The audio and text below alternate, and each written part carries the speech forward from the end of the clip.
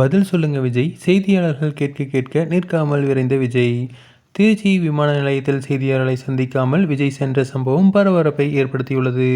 கரூரில் நடிகர் விஜய் நடத்திய தமிழக வெற்றிக் கழக கூட்டம் மிகப்பெரிய அசம்பாவிதமாக மாறியுள்ளது. மிகப்பெரிய துயரம் அங்கே அரங்கேற்றியுள்ளது. மக்கள் கொத்து கொத்தாக பலியாகி வரும் நிலையில் பலி எண்ணிக்கை மேலும் உயரும் என்று எதிர்பார்க்கப்படுகிறது. கரூரில் நடந்த தமிழக வெற்றிக் கழக கூட்டத்தில் 50 பேர் வரை பலியாகியுள்ளனர். கிட்டத்தட்ட 40 பேர் மரணம் உறுதி செய்யப்பட்ட நிலையில் அதிகாரப்பூர்வ பலி எண்ணிக்கை மேலும் உயரும் என எதிர்பார்க்கப்படுகிறது.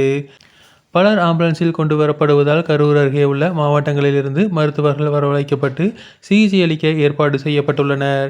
போர்க்கால அடிப்படையில் நடவடிக்கை எடுக்க அமைச்சர் அன்பில் மகேஷுக்கு முதலமைச்சர் மு.க. ஸ்டாலின் உத்தரவிட்டுள்ளார். இதையடுத்து தற்போது தமிழ்நாடு சட்டம் ஒழுங்கு ஏடிஜிபி கரூர் விரைந்துள்ளார்.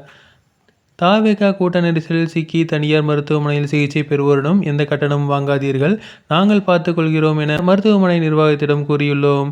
நாமக்கல், சேலம் மாவட்டங்களில் இருந்து கூடுதல் மருத்துவர்களை உடனடியாக வர சொல்லியிருக்கிறோம் என்று அமைச்சர் செந்தில் பாலாஜி விளக்கமளித்துள்ளார். ஆனால் விஜய் கரூரில் மக்களை சந்திக்கவோ இரங்கல் தெரிவிக்கவோ தொண்டர்களை மருத்துவமனைக்கு அனுப்பி உதவி செய்யவோ நினைக்கவில்லை.